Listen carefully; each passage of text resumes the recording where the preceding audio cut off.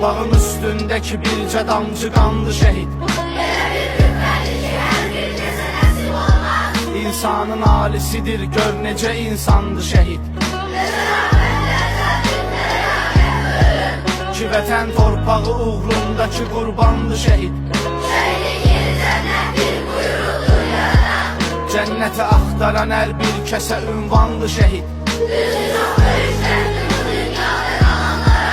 Çün səni unutmaq da bizlərə nöqsandı şəhid. Sən baxma gözlərində yaşları leysandı şəhid. Elə bir xəstələnmişik bizə loğmandı şəhid. Bizlər nə kar ey, aləmə sultandı şəhid.